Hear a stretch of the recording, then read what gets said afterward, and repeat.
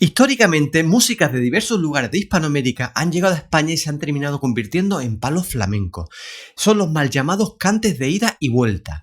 En el episodio 47 del podcast Sonidos Olvidados del Flamenco explicaré por qué considero inadecuada esa etiqueta y analizaré cómo se articuló esa relación entre músicas de ambos continentes.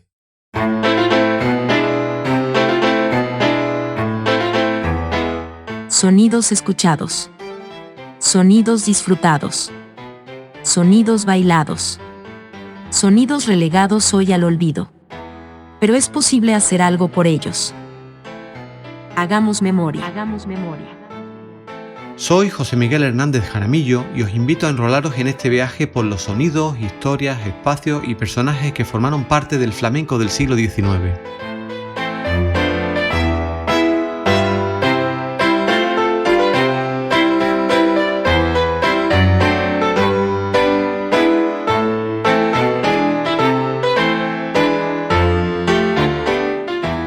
Hola, ¿qué tal estás? Muchas gracias por acompañarme en este nuevo episodio.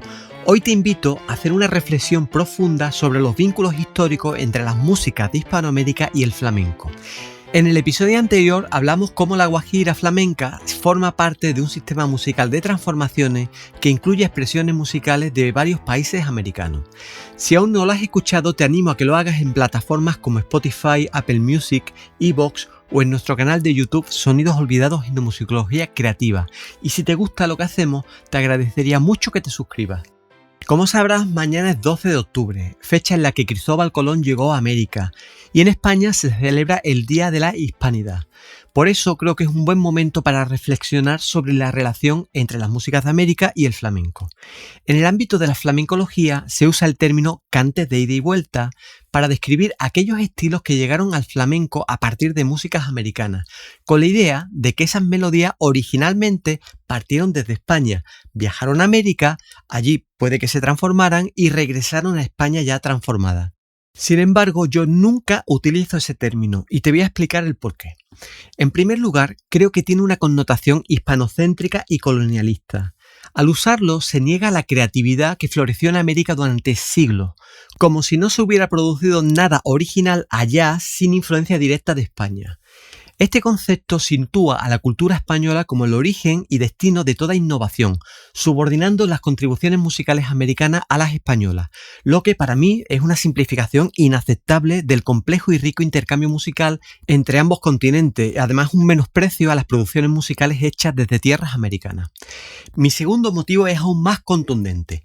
Hasta el momento no se ha podido demostrar que sea cierto el relato que nos han contado sobre los cantes de ida y vuelta. Después de casi 3 décadas de investigación, puedo afirmar que hasta el momento no he encontrado un solo antecedente español directo de algunas de las músicas que llegaron desde América a España y se convirtieron en palos flamencos. Y estoy hablando de fandangos, jarabes, panaderos, peteneras, tangos, guajiras, milongas, vidalitas, colombianas o rumbas. No he encontrado una sola canción en España de la que derivaran directamente estas expresiones musicales surgidas en América, pero ni yo ni nadie ha encontrado ninguna. No hay una sola prueba de ello.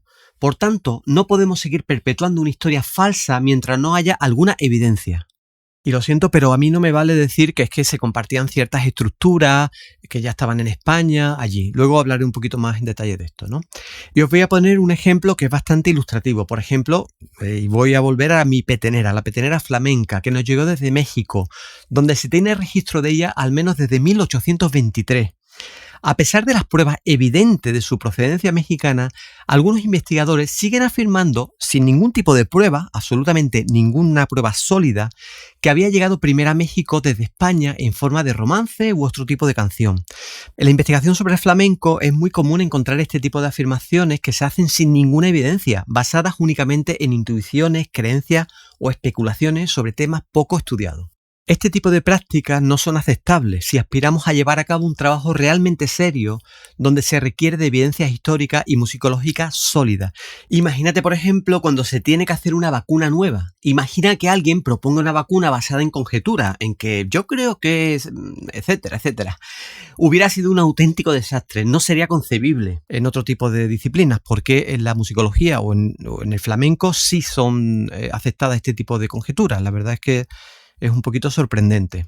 Para mí es alarmante que este tipo de teorías sin fundamento se estén enseñando incluso en másteres de flamenco en instituciones académicas superiores españolas. Bueno, vamos a escuchar un poquito de música y he seleccionado una bellísima pieza, es una vidalita argentina de la época en que comenzaron a llegar a España.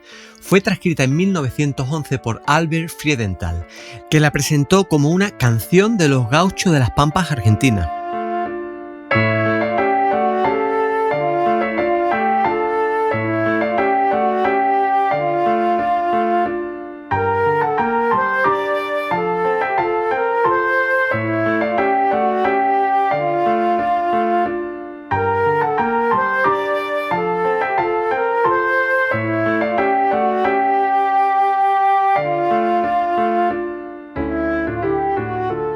Es una pieza increíble, ¿verdad? Bueno, pues seguimos con nuestra reflexión. Este concepto de cantes de ida y vuelta también invisibiliza de alguna manera la importante aportación africana en músicas americanas y por extensión en el flamenco. Las poblaciones africanas esclavizadas en América aportaron ritmos, sonoridades, instrumentos y formas de expresión que fueron fundamentales en la creación musical en América. Estos elementos llegaron a España contribuyendo significativamente a la formación del flamenco. Bueno, otro punto que me gustaría tocar en este episodio es que en ocasiones se argumenta que estas expresiones musicales americanas procedían de, entre comillas, provincias españolas de América. Excepto en el caso de Cuba, esto no es correcto.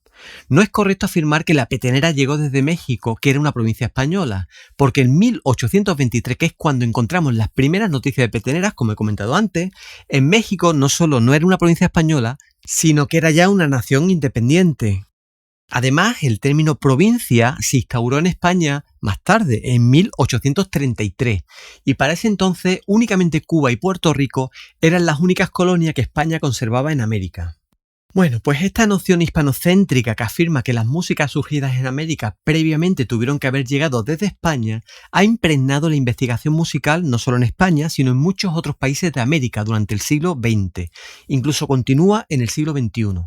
En ocasiones se emplean argumentos tan endebles como, por ejemplo, que en América se emplean cordófonos, o sea, instrumentos de cuerda como charangos, cuatros, jaranas, etc., que fueron traídos por los españoles.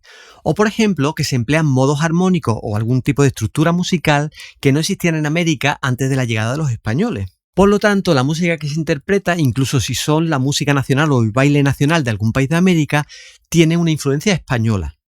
Y eso se ha dicho de muchísimas músicas americanas, como ejemplo más cercano las que mencioné en el último episodio, el jarabe en México, que fue considerado el son nacional o la música nacional, y el zapateo cubano, que era considerado el baile nacional de Cuba en el siglo XIX. Tanto la musicología mexicana como la cubana del siglo XX, incluso, como digo, actualmente, siguen afirmando que tienen un origen español estas músicas. Yo creo que esto no es del todo correcto, o no es preciso al menos, y para explicarlo yo siempre pongo un ejemplo. A ver, aquí a Europa llegaron desde América algunos productos de algunos alimentos, por ejemplo la papa, la patata, el pimiento, el tomate, etc. Hay muchos platos típicos de regiones europeas que emplean estos ingredientes. Por ejemplo, en mi tierra, el gazpacho, ahí usamos el tomate y el pimiento. La tortilla española, la tortilla de papa. Los fish and chips británicos son pescado y patata. Las frites belgas son patata frita. O por ejemplo, la pizza, uno de los ingredientes principales es el tomate. ¿Alguien ha dicho alguna vez que algunos de estos platos son platos de influencia americana? Sería impensable. Que yo sepa, yo nunca lo he escuchado. Nunca. Es exactamente el mismo ejemplo. ¿Por qué tenemos que decir que músicas americanas tienen influencia española? Porque tienen algunos ingredientes que llevaron los españoles y que no existían previamente en América. ¿Por qué tenemos que decir eso? Para mí no es admisible. Y no es admisible porque está creando muchísima confusión. Parece que hay una relación directa entre alguna música española y todo lo que se desarrolló en América. Pues igual que con la comida que hacemos aquí en Europa, nunca a nadie se le ocurriría decir que toda esa comida tiene influencia americana. Igual de absurdo es decir que las músicas americanas tienen influencia española simplemente porque compartan estos rasgos musicales o se toquen con instrumentos que llevaron los españoles allí, que también esos instrumentos se transformaron y también tienen su personalidad propia en cada región de América. Por tanto, con este ejemplo lo que quiero decir es que tenemos que adoptar una postura que reconozca la agencia y creatividad de todos los actores involucrados en estos intercambios musicales. Las personas que crearon música en América fueron innovadoras activas, no meras receptoras pasivas de influencias externas llegadas desde España. Solo así podremos comprender verdaderamente la riqueza y complejidad de la historia musical compartida entre Hispanoamérica y España, y también, por supuesto, en el flamenco. Por otro lado, fíjate, se habla que el flamenco ha tenido influencia de otras músicas muy lejanas en el tiempo o geográficamente, como son la música bizantina, la árabe, la sefardí, músicas de la India a través de la llegada del pueblo gitano a España en el siglo XV, etc. Todas estas supuestas influencias son muy cuestionables y algún día explicaré el porqué. Pero a lo que voy es que las influencias americanas no se admiten de la misma forma que el resto de supuestas influencias musicales, precisamente porque se le pone la coletilla, pero es que algo español llegó allí previamente. Por lo tanto, es una trampa. Pareciera que se reconoce la influencia americana, pero en el fondo no es así del todo, porque siempre tuvo que haber algo español detrás. Pues vamos a escuchar otra de estas músicas americanas que nos llegaron y terminaron convirtiéndose en algún palo flamenco. En este caso vamos a escuchar un zapateo cubano muy antiguo, de 1866, incluido en la obra Una tarde de mamarrachos de Lino Antonio Boza Vázquez.